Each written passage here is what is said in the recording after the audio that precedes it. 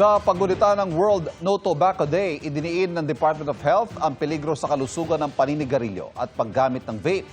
May abiso rin sila kaugnay ng mga fake news tungkol sa Mpox. Nakatutok si Rafi Tima. So, please wait for my cue. Inilunsad ng Department of Health ang kampanya kontra paninigarilyo at paggamit ng vape. Dito, pinakilala ang mga mascot ng kampanya, sina Yossi Kadiri, Ate Rose Eva Lee at si Vape Sulasok. Si Eva Lee at saka si Vape Sulasok at saka si atherosclerosis. So, pinapakita nito yung mga sakit na makukuha sa vaping.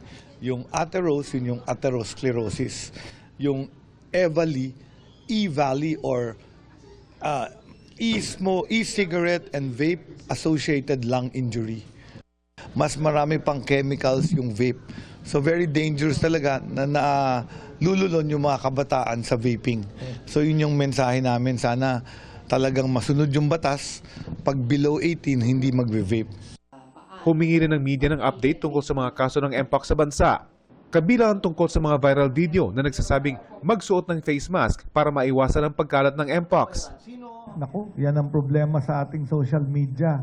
Ang daming misinformation. Kahit nakamask ka, kung may skin-to-skin contact ka, magkaka-Mpox ka.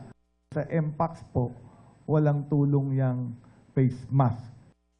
Taliwas sa sinabi ni Health Secretary Ted Herbosa, ilang LGU at health office na ang naunang nagrekomendang magsuot ng face mask tulad sa Davao del Sur, Cagayan de Oro at Cotabato.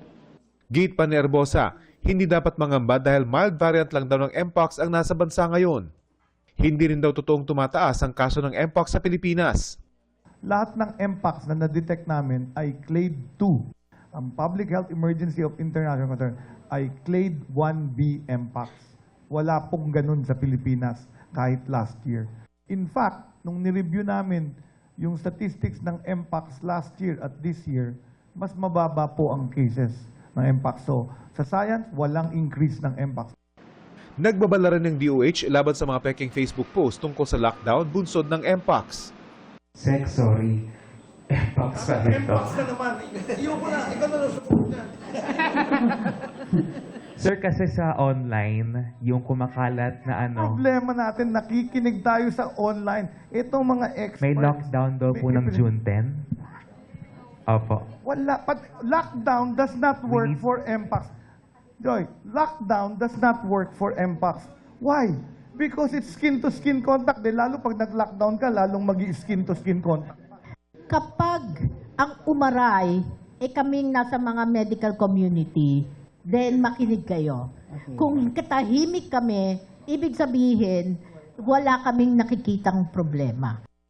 Ayon sa DOH, hindi ang kabuuang bilang ng kaso ang kanilang tinututukan. Pag tumingin ka dun sa total, ang magiging impression is parang ang dami-daming kaso na natin. Simula noong 2024, 911 na. Titignan natin is on a per month basis.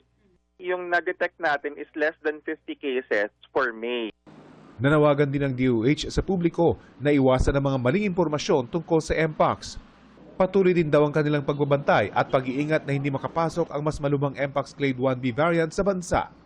Para sa GMA Integrated News, Rafi Tima, nakatutok, 24 oras.